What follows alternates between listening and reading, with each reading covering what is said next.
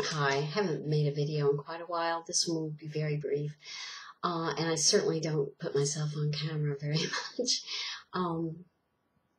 But I wanted to make a video about the fact that I will be making more content. And it will be science and history of science-based content, which is an area I've done a lot of research in. When I do make a science video or a history of science video, the assertions I make will be, the sources for it will be documented in the low bar. So if you don't believe what I'm saying or don't believe the research is going in that way, please check the low bar, because my sources and the documentation will always be present. I've usually almost always done that in the past. One of the problems, I think, with YouTube is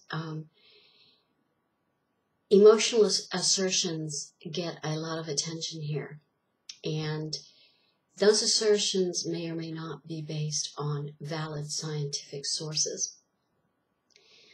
Often they aren't. Often they're not made because someone's read the science, researched the science, and is asserting something based on their research. But if assertions are made with enough emotion, that doesn't seem to matter very much. I have on here seen people make assertions, and assertions about the future of the human race, for example. And those assertions are accepted as fact, when in fact, from my research and from any research I can find, and I spend a lot of time doing it, they're not valid and they're not based on reality at all. The truth is not as dire as it is sometimes posted and asserted here.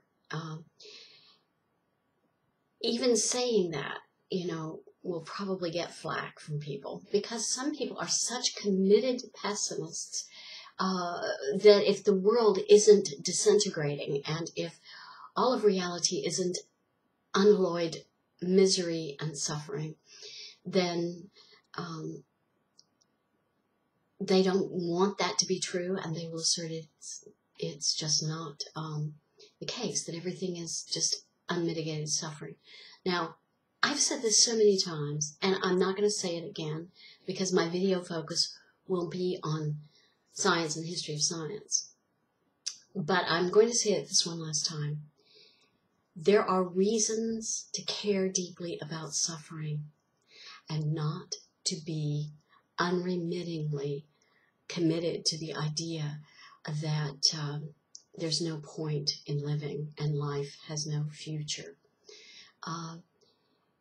The human brain, for example, when you research it, is an extremely flexible, the plasticity of the human brain and its capacity to both heal and to innovate, those are amazing things.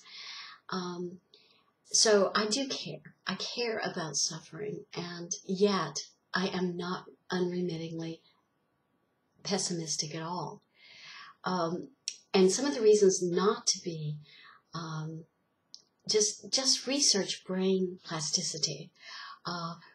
Realize what we're capable of as a species. It's amazing, and it will change your mind if you are objective about your research. I'm going to post I just watched a really good TED video. There's a link right there, and take a look at it. I just think too much on YouTube is pessimistic assertion, emotional pessimistic assertion, confirmed by other people who are pessimistic. And so it gets to be a self-fulfilling prophecy. But if you break the chain and you actually research the situation, it doesn't mean you don't care about suffering. It doesn't mean you don't care about the state of the world, or that you, are unrealistically optimistic. And that's the real truth. That's the real truth.